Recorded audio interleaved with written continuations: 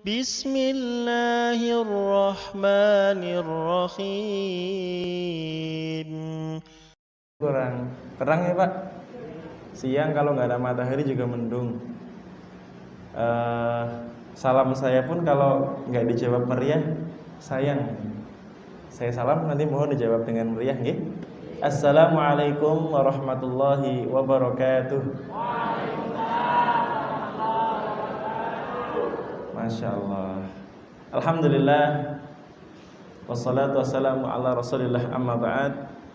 Yang kami hormati Direksi RSI Fatimah Cilacap, yang kami hormati Dewan Syuro Takmir Masjid, Ketua Takmir Masjid Asy-Syifa RSI Fatimah Cilacap, Ustadz Didi Eko Ristanto, insya Allah sebentar lagi Magister Pendidikan, amin.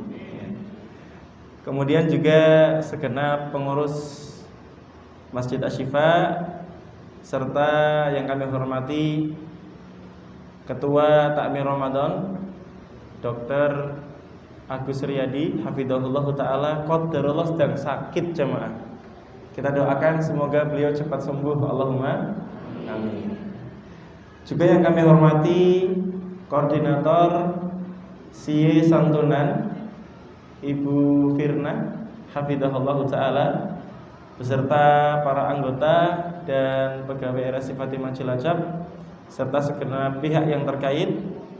Juga yang kami hormati para ustadz, para sepuh bini sepuh, tamu undangan, jamaah sekalian yang kami cintai karena Allah. Apa kabar siang ini? Masya Allah. Sehat semua Bapak Ibu? Sahur semua enggak? Coba kalau sahur saya hitung 3 kali, semuanya senyum ya, yang paling meriah. 1, 2, 3 senyum. Masya Allah. Bahagia banget rasanya ya. Alhamdulillah. Sahur kita boleh berbeda menunya, tetapi insya Allah kita semua bareng-bareng senyumnya tulus ya. Amin ya rabbal alamin. Baik jamaah, selamat datang Ustaz Muhajir. Mohon maaf Ustaz, minta izinnya Ustaz. Hari ini adalah hari yang istimewa, hari yang spesial. Kita dikumpulkan di masjid yang kita cintai, di lingkungan rumah sakit kita yang kita cintai, yaitu RSI Fatimah Cilacap. Harapannya berkumpulnya kita di sini karena Allah, amin. Insya Allah berpisahnya kita nanti juga karena Allah, amin. Datangnya kita mendapat pahala, pulangnya kita nanti dosa-dosanya berguguran, amin. Masya Allah. Baik jamaah sekalian, dalam kehidupan tentu ada dua sisi. Kadang ada siang, kadang juga ada malam. Nek siang terus semblemet jamaah. Semblemet itu apa sih? Panas. Ini bahasa Pekalongan. Kalau bahasa Cilacapnya apa? Semblemet. Sembromong, betul gitu ya. Kalau malam terus gimana? Gelap, atis, nyumur gombalan, orak garing-garing ya. Maka dari itu hidup ini selalu ada dua sisi. Ada siang, ada malam ya. Kemudian juga ada sedih, ada senang. Maka dari itu dalam kehidupan yang harus senantiasa kita miliki adalah husnudzon. Apa itu arti husnudzon jamaah? Bahasa Karang Tarunnya positive thinking. Bahasa Indonesianya itu adalah berprasangka baik. Apapun yang terjadi, yang pertama kali kita harus lakukan adalah lihat sisi positifnya. Mohon maaf, sakit ini kok cobaan apa bukan jamaah? Tapi nggak boleh dong kita melihat hanya sakit itu sakit, lemes, kemudian nggak bisa aktivitas, makan pun nggak doyan, kemudian juga banyak hal yang tidak bisa kita lakukan. Jangan hanya lihat ke situ, tapi bagaimana kita bisa melihat sakit itu penggugur dosa. Betul nama badan? Sakit kalau sabar dapat pahala. Ya. Ini kalau yang Ustaz Muhajir bagus banget ya. Beliau punya yel-yel gitu ya. Nanti saya mau murojaah sama beliau. Soalnya dulu saya kerja di sini, Bu. Kurang lebih selama berapa tahun Ustaz? 3 tahun Ustaz ya? Ya kurang lebih segituan ya. Cuman karena ada kewajiban lain, harus berbakti sama orang tua, dekat sama orang tua, pamit. Tapi yang pamit cuman raganya, hati sama pikirannya masih di sini. Masya Allah gitu ya. Baik jemaah, husnudon ini penting bagi kita. Karena siapapun kalau husnudon, dia adalah orang yang paling bahagia. Pengen bahagia betul? Pengen. Maka jangan jauh-jauh dari yang namanya husnudon. Kenapa? Karena Allah tahu yang terbaik untuk kita. Allah tahu yang tertepat untuk kita. Oleh karena itu, apapun yang Allah berikan, selalu tanamkan dalam hati kita, selalu ukir dalam pikiran kita bahwasanya ini yang terbaik. Kalau sudah seperti ini, insya Allah ujian sebesar apapun, cobaan sebesar apapun, kita akan tetap kuat. Kita akan mengatakan, wahai masalah yang besar, sungguh Allah Tuhanku itu akbar, lebih besar. Ya. Kamu tuh kecil. Ya. Kalau sudah Allah memberikan pertolongan, selesai sudah masalah. Seperti kita sedang puasa dari pagi sampai nanti sore menjelang malam. Walaupun kita sekarang merasakan lapar, merasakan dahaga, lemas, ya. Kemudian juga sebagian berkunang-kunang gitu ya. Tetapi ketika sudah tiba azan maghrib, ya benar gitu ya. Maka semua itu akan hilang. Hausnya hilang, laparnya hilang, lemesnya hilang, kunang-kunangnya hilang. Begitu pula sebesar apapun cobaan yang menimpa kita, ujian berat yang menghampiri kehidupan kita, kalau Allah sudah mendatangkan pertolongannya, selesai sudah. Oleh karena itu, husnudon kepada Allah Subhanahu wa ta'ala. Nanti jamaah sekalian bisa tulis ya, rekam, hafalkan kalau bisa. Quran surat kedua ayat 216. Ini materi ini sering kami sampaikan, tapi insya Allah tidak apa-apa, diulang biar kita semakin ingat. Allah berfirman, وَعَسَىٰ أَن تَكْرَهُوا شَيْئًا وَهُوَ خَيْرٌ لَكُمْ وَعَسَىٰ أَن تُحِبُّوا شَيْئًا وَهُوَ شَرٌّ لَكُمْ وَاللَّهُ يَعْلَمُ وَأَنتُمْ لَا تَعْلَمُونَ. Ini harus kita jadikan motivasi. Ya. Asa an takrahu syai'a. Wa asa an takrahu syai'a, dan boleh jadi kamu tuh tidak suka sama sesuatu, benci sama sesuatu. Wa huwa khairul lakum, padahal sesuatu yang kamu benci itu baik bagi kamu. Mohon maaf jamaah, kalau jamaah pernah minum obat itu rasanya apa mayoritas? Pahit. Pahit kayak jamaah lagi marah ya. Tidak ada senyumnya gitu ya. Obat itu mayoritas rasanya pahit, tetapi jangan hanya melihat dari sisi rasanya. Ternyata di balik pahitnya obat ada kesembuhan Allah Subhanahu wa ta'ala yang Allah titipkan dari rasa pahit itu. Suntikan, disuntik sakit apa betul? Sakit. Sebagian ada yang aku isek mending pingsan daripada disuntik gitu ya.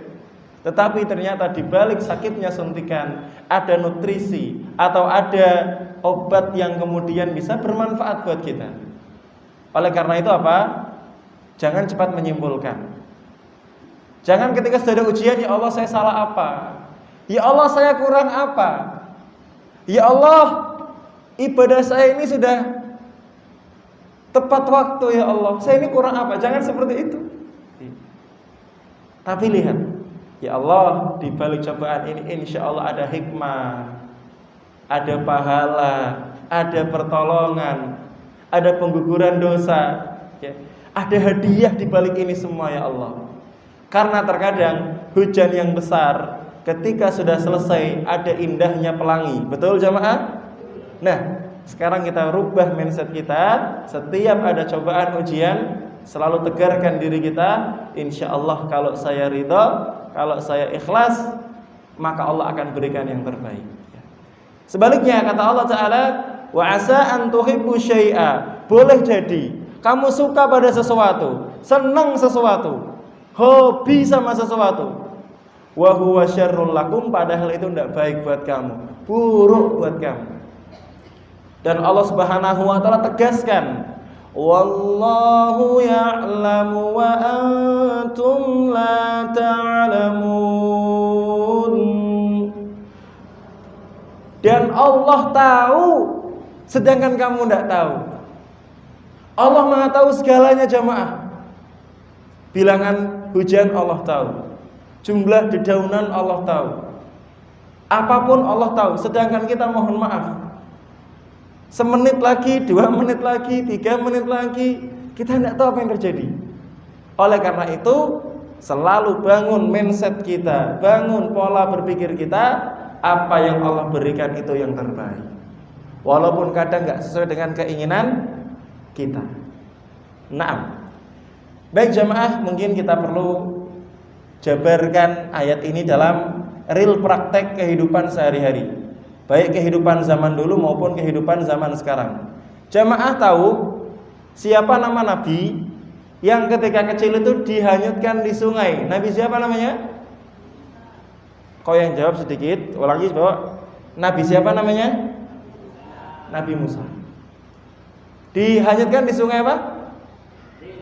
Sungai Nil apa sungai Serayu? Sungai Nil ya. Itu sungai yang ngeri loh. Banyak binatang-binatang buas besar-besar gitu ya. Kira-kira berat nggak orang tuanya jamaah? Bayangin coba, baru ngelahirin, lagi seneng-senengnya, lagi butuh juga untuk dekat dengan anak karena harus menyusui gitu ya. Karena kalau nggak menyusui nanti sakit. Namanya apa Pak Hermawan? Mastitis, bener Pak? Iya, Ibu Firna. Kalau ibu-ibu itu menyusui kemudian nggak lancar keluarnya jadi sakit, namanya mastitis, bener Pak? Iya, kalau tidak salah, Bu, saya salah diingetin gitu ya. Bayangin coba punya anak kecil, karena biar selamat, biar nggak disembelih sama rajanya. Siapa nama rajanya? Fir'aun. Ya, harus dihanyutkan di sungai. Berat. Tetapi demi keselamatan.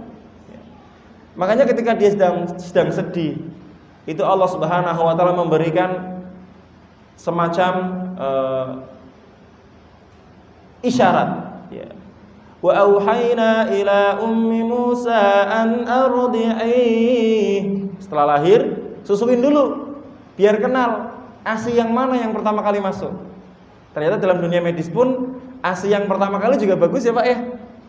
Gitu ya. Penting banget itu ya.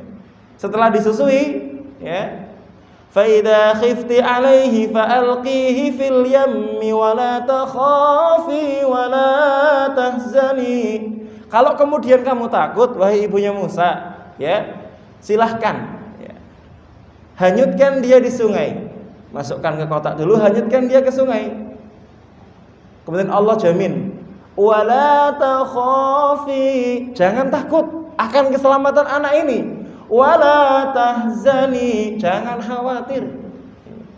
Inna radduhu ilaika wa ja'iluhu minal mursalin. Kami yang akan mengembalikan dia kepadamu. Bukan cuma dikembalikan, akan kami kata Allah jadikan dia sebagai seorang utusan, sebagai seorang nabi. Masya Allah. Quran surat Al-Qasas ayat 7. Ternyata jamaah benar. Setelah Nabi Musa ini dihanyutkan, Musa kecil dihanyutkan ya, ternyata nyangkut di dekat kerajaannya Fir'aun. Setelah diambil oleh pegawainya, ternyata isinya bayi yang imut, yang lucu. Ya, kalau bayi kan imut-imut ya Bu. Kalau Pak Ustadz amit-amit. gitu ya, gitu. Karena bayi belum punya dosa gitu ya. Masih lucu gitu ya. Makanya apa diantarkan kepada istrinya Fir'aun. Siapa namanya, Bu? Jangan bilang Bu Fir'aun. Awas loh. Siapa namanya? Asia ya. Ya Allah, anak kok cakep banget. Mungil, unyi-unyi gitu ya. Unyu-unyu gitu, Masya Allah. Akhirnya apa? Fir'aun dengar ada berita nemu bayi, ditanya laki-laki perempuan, ternyata laki-laki. Dan itu adalah tahun di mana bayi laki-laki yang lahir harus disembelih. Karena Fir'aun takut. Fir'aun pernah mimpi ada bayi laki-laki yang lahir kelak akan mengalahkan kekuasaannya. Makanya harus dibunuh, Pak. Tapi kata Asia, janganlah Mas. Nah ini garis bawahi, perempuan itu punya rayuan maut. Laki-laki semacam apapun kalau sudah dirayu sama perempuan biasanya kalah. Di luar tak iya, ya, woi gitu. Jadi pemimpin juga, woi suka gertak orang di rumah. Iya Bu, maaf Bu, gitu ya. Gitu. Kata istrinya apa? Mas jangan dibunuh lah Mas. Barangkali anak ini bisa menjadi pemanis rumah tangga kita. Akhirnya nggak jadi dibunuh. Tumbuh besar, tumbuh besar, tumbuh besar. Ternyata ini adalah yang nantinya akan mengalahkan Fir'aun. Ada kejadian, ininya Nabi Musa ini ketika sudah mulai remaja, kuat Pak Nabi Musa itu Pak, badannya kekar. Itu lihat ada orang yang berantem, yaitu adalah Bani Israel, kalangannya Nabi Musa dengan anak buahnya Fir'aun. Dipisah Pak. Qadarullah, anak buahnya Fir'aun ini ketika didorong meninggal. Dengan itu akhirnya Nabi Musa ini mengasingkan diri ke salah satu daerah. Kalau tidak salah namanya daerahnya Madian. Tapi bukan Madiun ya, beda gitu ya. Walaupun mirip tapi bukan kayaknya.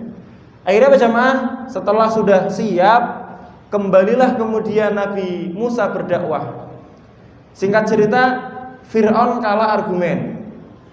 Kalah dalam hal perlombaan gitulah ya. Karena sihirnya kalah dengan mukjizatnya Nabi Musa. Gak terima, akhirnya main otot, dikejar sampai ke perbatasan Laut Merah. Sudah terpepet ini jamaah, sudah gak bisa lari kemana-mana, depannya sudah laut. Tapi ingat, seperti apapun kondisinya, sebuntu apapun jalannya, kalau Allah sudah kasih pertolongan, semuanya selesai ya. Makanya Allah memerintahkan, wahai Musa, pukulkan tongkatmu kemana? Ke laut tersebut. Ternyata terbelah menjadi dua. Nabi Musa pun bersama kaumnya bisa jalan nyebrang. Fir'aun yang ngejar, belum sampai tepian, Allah tutup kembali lautnya sehingga tenggelam mati semua. Apa yang bisa kita ambil jamaah? Walaupun sama-sama pernah berada di satu bahaya. Nabi Musa pernah dihanyutkan di sungai. Bahaya enggak? Bahaya. Tapi bukan Nabi Musa yang tenggelam di sungai Nil, justru Fir'aun yang tenggelam di lautan merah. Oleh karena itu, seperti apapun cobaan ujian yang menimpa kita, harus selalu husnudzon. Minta tolong sama Allah. Wasta'inu bis-sabri was-shalah. Dan minta tolonglah sama Allah dengan sabar dan mendirikan sholat. Ada masalah, sabar. Gelar sejadah, sholat, minta sama Allah. Insya Allah, Allah akan tolong dengan cara terindahnya. Itu yang pertama kisahnya. Yang kedua, kisah Nabi yang terkenal ganteng. Nabi siapa Bapak Ibu? Nabi Ucup, Nabi Yusuf. Nabi Ucup bukan ya, salah dengar Ustadz karena dari jauh gitu ya. Nabi Yusuf ganteng sekali. Ingat jemaah, Nabi Yusuf ketika kecil pernah dizalimi oleh saudara tirinya. Dimasukkan kemana jemaah? Ke sumur. Sumur itu kan rendah. bahkan lebih rendah daripada dataran yang kita pijaki, betul? Iya. Dilempar ke sumur, masih kecil jamaah, nggak bisa naik sendiri. Umur saya aja kalau cemplungin sumur cok nggak bisa naik sendiri pak ya. Nggak tahu kalau Mas Nuril gitu ya, mungkin punya ilmu apa gitu. Akhirnya ada musafir lewat, kemudian nimba air pak. Ternyata Yusuf kecil tuh gelantungan di ember. Setelah sampai atas, ya Allah bocah kok bagus temen. Jamaah tahu diapain? Dijual ke salah satu kerajaan dengan harga yang murah, ya, dengan harga yang sangat murah. Bayangin coba. Tetapi jamaah dirawat besar, menjadi anak muda yang sangat ganteng, rupawan, pinter pula. Gimana nggak pinter? Beliau itu pinter menafsirkan mimpi. Pinter menafsirkan mimpi. Walaupun beliau sempat diuji sama ibu angkatnya. Karena saking gantengnya, ibu angkatnya ini cinta setengah kelenger, jamaah. Mabuk kepayang. Sehingga ketika sudah sepi, Nabi Yusuf dimasukkan ke ruangan, dikunci semua.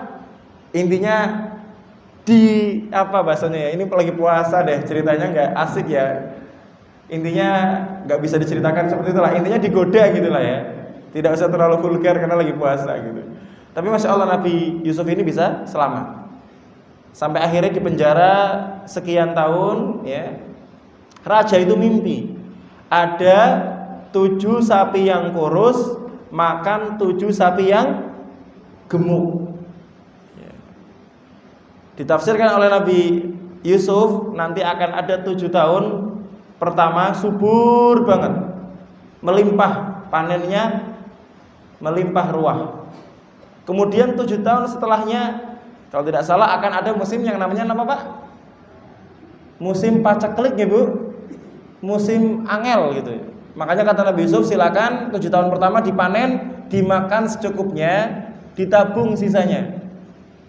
Karena akan ada musim yang susah. Bener pak. Ternyata setelah muncul beneran, Nabi Yusuf diangkat menjadi menteri perbendaharaan ya. Mungkin kalau zaman sekarang mungkin menteri keuangan harus didik ya. Yang akan kemudian membagikan bukan bansos ya, bantuan kerajaan gitu ya. Masya Allah. Ternyata apa jamaah? Di antara yang menerima bantuan tersebut adalah saudara-saudaranya Nabi Yusuf yang dulu melemparkan ke sumur. Artinya apa jamaah? Walaupun Nabi Yusuf ketika kecil dibuang, bukan Nabi Yusuf yang rendah, justru Nabi Yusuf yang mulia. Dan ketika Nabi Yusuf menjadi seorang yang mulia, membagi-bagikan bantuan, ternyata yang menerima bantuan adalah orang-orang yang dahulu menzalimi Nabi Yusuf. Ingat jamaah, jangan pernah patah semangat, jangan pernah pesimis.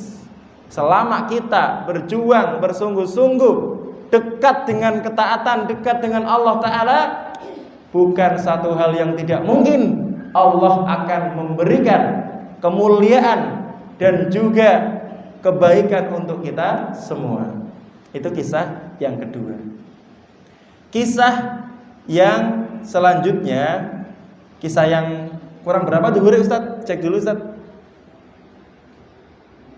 Berapa? 5 menit saja. Oke, 5 menit kisah terakhir, kisah zaman sekarang. Sebagian kisah saya lewatin ya. Barangkali mau ada tanya jawab atau ada apa Ustaz? Iya, oke. Baik. Kisah yang terakhir nih. Beberapa kisah saya lewatin. Ibu jamaah, Bapak Ibu pernah ingat tahun 2018. Ya. Tepatnya tanggal 29 bulan 10 2018. Itu ada pesawat yang terkenal, serinya adalah Lion Air JT 610. Pesawat yang kecelakaan. Jamaah, ketika itu normalnya orang yang mau safar semua mengumpulkan bekal. Semua yang naik pesawat itu mengumpulkan bekal. Ada satu yang saking semangatnya itu masukin barangnya ke koper itu sampai kemalaman, Pak. Otomatis ngantuk ya, Pak? Ngantuk. Ternyata jamaah yang lain sudah pada berangkat naik pesawat, ada satu orang yang ketiduran. Setelah bangun, ya Allah, jam piro iki? Waduh, terlambat. Ngamuk-ngamuk jamaah. Ngamuk. Terlambat. Kepriye ge? Kepribe nek wong Cilacap ngomong. Musibah. Iya. Ternyata jamaah, enggak lama kemudian tersiar kabar pesawatnya hilang kontak, lost kontak, enggak bisa dihubungin lagi. Kemudian tersiar kabar pesawatnya sudah meledak, semuanya meninggal. Kecuali satu, siapa yang enggak meninggal? Yang ketinggalan. Maka jangan pernah melihat satu cobaan, satu ujian itu hanya satu sisi. Ayo kita buka mindset kita. Ada hikmah, ada pahala, ada pengguguran dosa. Uang, jamaah uang. Saya bawa uang enggak ya? Iya, contohin uang nih ya. Terakhir nih jamaah ya. Ini uang 5.000 aja ya. Uang 5.000 itu ada dua sisi ya. Yang pertama gambar Dr. Kiai Haji Idam Khalid. Kelihatan jamaah? Nah, mohon maaf nih contoh. Ya. Kemudian di belakang juga ada gambar. Pertanyaannya, kalau uang ini gambarnya cuma satu, depan tok, belakangnya polos, bisa nggak dibuat beli? Nggak bisa. Oleh karena itu, setiap cobaan, setiap ujian yang menimpa kita harus kita lihat dari dua sisi. Jangan cuma sisi negatifnya, lihat juga sisi positifnya. Wa asa an takrahu syai'an wa huwa khairul lakum. Boleh jadi kamu enggak suka sama sesuatu padahal baik. Wa asa an tuhibbu syai'an wa huwa syarrul lakum. Boleh jadi kamu suka sama sesuatu padahal enggak baik. Jamaah suka belanja enggak? Jujur suka belanja enggak? Nek belanja terus nganti ngapunten utangnya kathah, bagus apa enggak bagus? Iya. Oleh karena itu, mari bersama-sama kita selalu positive thinking. Insya Allah siap pikirannya terbuka, siap hatinya lapang, siap husnudzon sama Allah Ta'ala, siap melakukan yang terbaik kalau ada ujian. Insya Allah sebagaimana yang kami sampaikan, pertolongan Allah pasti akan datang. Semoga bermanfaat. Kalau ada kebaikan dari Allah, ada kesalahan dari saya, mohon dimaafkan. Dan saya berdoa semoga Allah Subhanahu wa ta'ala menyingkirkan cobaan yang ada dari kita, menyembuhkan siapa yang sakit di antara kita, mengabulkan hajat-hajat kita. Semoga Allah Subhanahu wa ta'ala sebagaimana mengumpulkan kita di masjid ini, kelak Allah ta'ala kumpulkan kita di surganya. Allahumma amin. Pakatan ingkang saged kula aturaken, burung irian, burung cendrawasih, cakep gitu ulangi ya. Burung irian, burung cendrawasih. Cukup sekian dan terima kasih. Assalamualaikum warahmatullahi wabarakatuh.